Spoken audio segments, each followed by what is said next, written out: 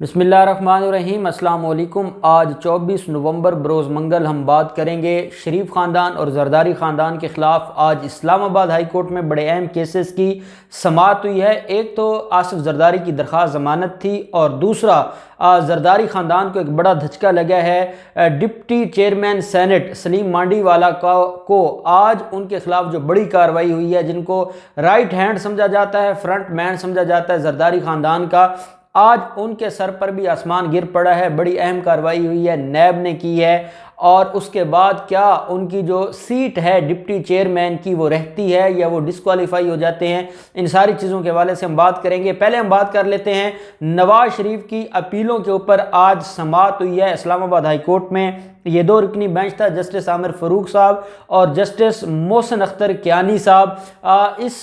Bench में 3 अपीलों के ऊपर समाअत हुई है और ये अपीलें जो सज़ा के ख़िलाफ़ नवाज शरीफ की हैं और बरीयत और कम सज़ा के ख़िलाफ़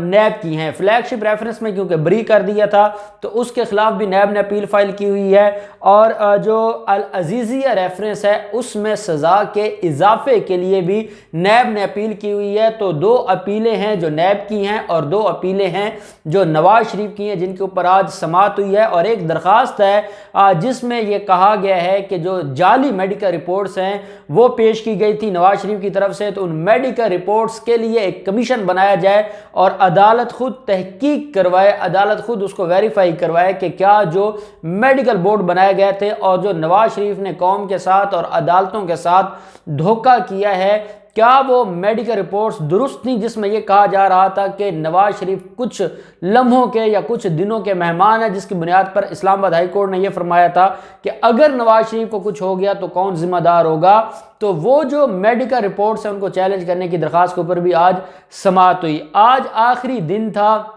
नवाज शरीफ के पास। 24 नवंबर तक नवाज शरीफ पेश हो जाते तो उनका जो राइट ऑफ डिफेंस है या राइट ऑफ अपील है वो बरकरार रहता, लेकिन नवाज शरीफ पेश नहीं हुए और उनके खिलाफ जो इश्तिहारी करार दिए जाने की कार्रवाई है उसके ऊपर अदालत ने अहम आज अहकामात जारी किए हैं। अब आप एक चीज़ माइंड में रखें, रिपोर्ट वजारत खारजा की तरफ से अदालत में सबमिट करवा दी गई। Additional attorney general Tariq Khokhar साहब ने अदालत में बताया कि ना सिर्फ हमने डॉन अखबार में, जंग अखबार में जो इश्तिहारात दिए वो इश्तिहारात हाई कोर्ट इस्लामाबाद के बाहर भी लगे, वो मॉडल टाउन में, वो जाती उमरा में और वो जो लंदन में इनकी रिहाइश गाह है उसके बाहर भी लगाए गए। साथ जो यूरोप के डायरेक्टर हैं वजारत खारजा के मुबशर खान, वो अदालत में पेश हुए और उन्होंने अदालत को बताया कि रॉयल मेल के ज़रिए उनके जो इश्तिहारात हैं वो भी वहाँ पर भिजवाए गए हैं और वो भी उनके वो उनको मौसूल हो चुके हैं। और अब हमारा प्रिंट मीडिया हो, इलेक्ट्रॉनिक मीडिया हो, अदालत को बताया गया कि कोई भी शुबा नहीं रह जाता कि नवाज शरीफ तक जो मैसेज है वो कन्वे नहीं हुआ, नवाज शरीफ तक अदालत के जो नोटिस हैं वो कन्वे नहीं हुए, कोई शक व शुबा नहीं रहता। अदालत ने बड़ा अहम इसके अंदर एक पॉइंट उठाया है और ऑनरेबल इस्लामाबाद हाई कोर्ट ने यह फरमाया है कि इस मामले को हम मजीद बेहतर करने के लिए जो 2 FIA के अफसरान हैं, FIA लाहौर के इजाज़ अहमद और तारिक मसूद, उन दोनों के बयान भी अदालत ने कहा कि हम रिकॉर्ड कर लेते हैं और साथ हम जो डायरेक्टर यूरोप हैं वजारत खारजा के मुबशर खान, उनका बयान भी रिकॉर्ड कर लेते हैं। अदालत ये चाहती है कि नवाज शरीफ कल ये प्ली ना ले सकें कि मैं मुझ तक पैगाम नहीं गया था या मुझे किसी ने बताया नहीं था। अदालत हमेशा के लिए नवाज शरीफ के लिए रास्ते बंद कर रही है। आपको और मीडिया के कुछ लोग ये ज़रूर कह रहे हैं कि आज उनको इश्तिहारी डिक्लेयर किया जाना था जो कि नहीं किया गया और इसके पीछे कोई वजह वो बना रहे हैं कि उनको कोई रिलीफ मिल गया है। ऐसी हरगिज़ बात नहीं है। जब भी कोई प्रोसेस सर्वर, जब अदालत किसी को नोटिस भेजती है और वो नहीं आ रहा होता तो अदालत प्रोसेस सर्वर के जो बयानात हैं उसको रिकॉर्ड कर लेती है, जो अदालत को आके ये बताता है कि मैं अदालत में हल्फन ये बात करता हूँ कि मैंने उस शख्स तक नोटिस अदालत के पहुंचा दिए थे। तो ये हमेशा ये हमारे यहाँ कानून में और अदालतों में ये होता है। और अदालत ने इन 3 लोगों के गवाहान, नवाज शरीफ की जो अदालत में पेश होने का जो हक है वो तो ख़त्म हो गया। अब नवाज शरीफ को 2 दिसंबर के लिए अदालत ने मुकर्रर किया है कि इन 3 अफसरान के बयानात रिकॉर्ड कर देने के बाद अदालत उनको इख्तियारी डिक्लेयर करेगी, ताकि जो इंटरनेशनल कवानीन है और एक क्राइटेरिया है इंटरनेशनल लॉ का वो पूरा हो जाए और नवाज शरीफ ये ना कह सकें कि मेरे खिलाफ इन्होंने गैर कानूनी तरीके से कार्रवाई की है।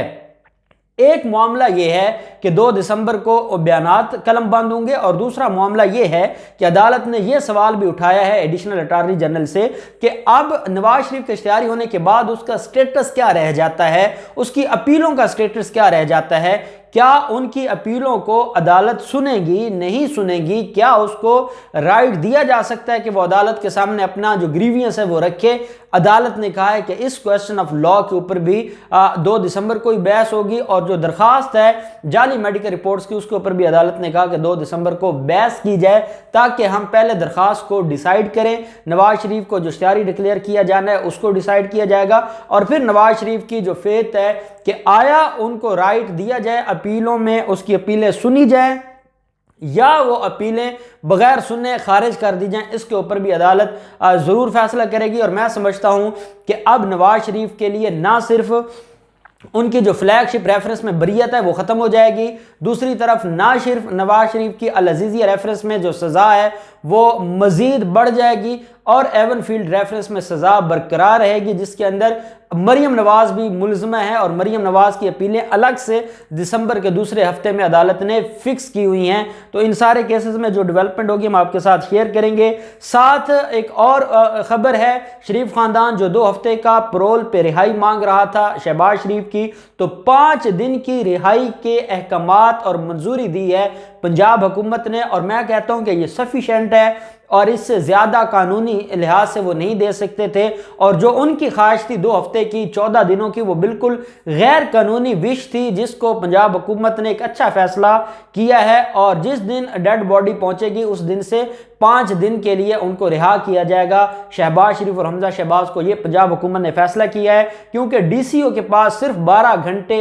पेरोल पे रिहाई का इख्तियार है, और उससे ज़्यादा अगर रिहाई चाहिए हो तो वो फिर पंजाब हुकूमत के पास इख्तियार है, और पंजाब हुकूमत ने अपना इख्तियार इस्तेमाल करते हुए 5 दिन के लिए उनको रिहा करने की मंजूरी दी है। आया अब इसको वो हाई कोर्ट में चैलेंज करते हैं कि 5 दिन से बढ़ाया जाए या वो 5 दिन पर मुतमिन रहते हैं, ये तो अगले आने वाले दिन ही बताएंगे। साथ हम बात कर लेते हैं सलीम मांडवी वाला, जो कि डिप्टी चेयरमैन है सेनेट के, और उनको सलीम मांडवी वाला भी पढ़ा जाता है, मांडवी वाला भी पढ़ा जाता है। वो आसिफ जरदारी के ख़ास आदमी हैं, और जब उनके खिलाफ कार्रवाई हुई है तो आप इस चीज़ को जहन में रखें कि ये डायरेक्ट जरदारी ख़ानदान के खिलाफ कार्रवाई हुई है, उनको डिप्टी चेयरमैन सेनेट बनाने वाला, और वो उनके जो है वो पे रोल पे काम करता था अदालत सेनेट में, उनके खिलाफ कार्रवाई हुई है, और उनके 3.1 मिलियन के शेयर्स को फ्रीज कर दिया है नैब ने। और सिर्फ नैब ने यह कार्रवाई नहीं की, बल्कि जो फेक बैंक अकाउंट्स केसेस सुन रही है अदालत, जज मोहम्मद आजम खान साहब, उनकी अदालत में जब पेश किया गया है उस ऑर्डर को, तो उन्होंने तौसीक कर दी है कि जो सलीम मांडवी वाला है उनके 3.1 मिलियन के शेयर्स को फ्रीज कर दिया गया है, अदालत ने तौसीक कर दिया। और इनके खिलाफ एलिगेशन ये है, जाली बैंक अकाउंट्स केस में सलीम मांडवी वाला को भी नामजद कर दिया है बतौर मुल्जिम, और इसमें यह कहा गया है कि उनके एक मुलाजिम है तारिक महमूद, उनके नाम पर बेनामी जायदादें और गैर कानूनी और जाली बैंक अकाउंट्स में ट्रांजैक्शन, 30 मिलियन रुपए की ट्रांजैक्शन का उनके खिलाफ एलिगेशन है। इस जुर्म में और इस इल्ज़ाम में उनको जो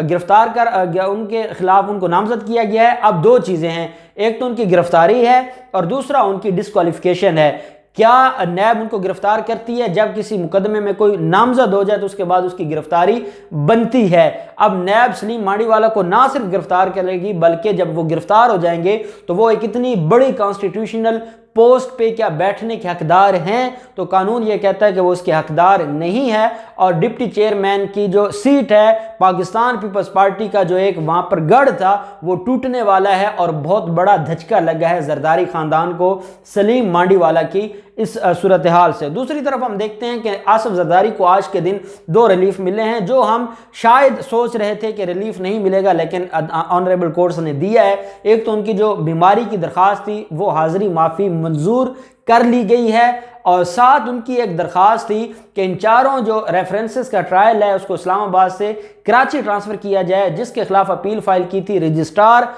सुप्रीम कोर्ट ने वो खारिज कर दी थी और वो वापस कर दी थी। रजिस्ट्रार सुप्रीम कोर्ट के फैसले के खिलाफ इन्होंने जो है इन चैम्बर एक अपील फाइल की थी। उमर अता बंदयाल साहब ने आज वो अपील मंजूर करते हुए जो इनका केस है आसिफ जरदारी की जो अपीलें हैं उनको अदालत में लगाने का हुक्म जारी किया है, और अगले 2 हफ्तों में आसिफ जरदारी की जो दरख्वास्तें हैं कि ये केसेस ट्रांसफ़र किए जाएं कराची में, और वो कराची में क्यों ट्रांसफ़र करवाना चाहते हैं ये मुझसे बेहतर आप लोग जानते हैं कि कराची में उनका कितना इन्फ्लुएंस है और उनके लिए कितना बेहतर हो जाएगा। अब देखते हैं कि अदालतें उनकी इस जो ख्वाहिश है उसको पूरा करती हैं या उनकी जो अपीलें वो खारिज होती हैं। इन सारे केसेस में जो भी डेवलपमेंट होगी हम आपके साथ शेयर करते रहेंगे। अल्लाह पाक पाकिस्तान का हामी नासिर हो। बहुत शुक्रिया। अल्लाह हाफिज़। पाकिस्तान जिंदाबाद।